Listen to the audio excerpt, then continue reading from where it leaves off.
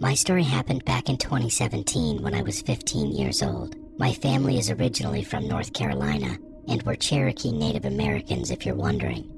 My parents raised me and my siblings to always treat other Native people with kindness and compassion. It's something they deeply believed in, and something they taught us to carry with pride. This happened one summer afternoon, around 4 p.m. At the time, I was working a part-time job at a small grocery shop across town to save up money for a trip. I had a 5:30 p.m. shift, and since I was the youngest of 6, with all of my siblings moved out and both my parents at work, I had to take the bus. As I waited at the stop, the bus was still about 15 minutes away. That's when I saw a man walking toward me. I didn't have my glasses on that day, so I couldn't make out his features at first, but when he got closer, I noticed he was Native too.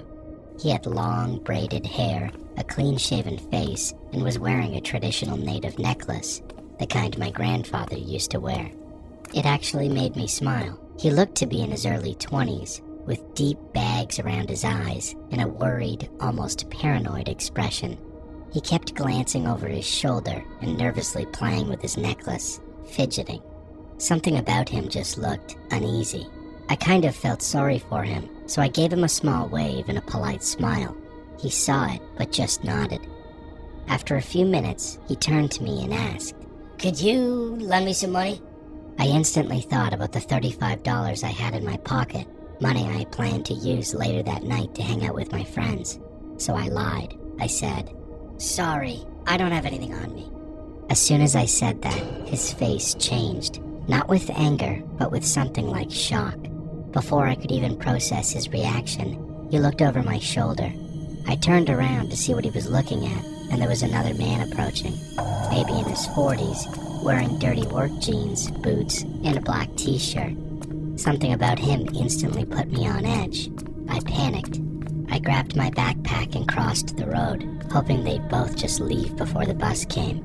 From the other side, I could hear them arguing, something about money. Then everything escalated so fast I couldn't believe what I was seeing. The man in the black shirt suddenly shoved the younger guy to the ground and screamed, "I told you I'd kill you if you didn't pay me back, you bastard!" Then he pulled out a gun and shot him 3 times, all in the head. My ears started ringing. I couldn't move. Some woman nearby screamed. I think she was sitting on a bench, but I barely heard her. I just ran. I didn't stop until I made it home, completely shaken, thinking I might be next.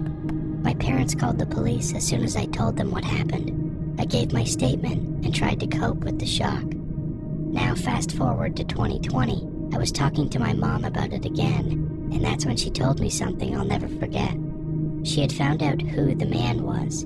His name was Ed City. He lived with a family of 5. They'd been struggling financially, and he'd been doing everything he could to support them.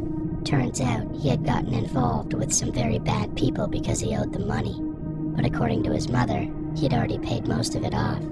Apparently, he was only a few dollars short. He was just $20 short. $20. That's when it hit me. I had the money. I could have given it to him. I could have saved him. My parents raised me to be generous, to help others, especially those in our Native community. But that day, I chose not to, and it haunts me. To this day, I can't stop thinking, what if I had just helped? Would he still be alive? I hope one day I can forgive myself, but right now the guilt and shame still eat me alive.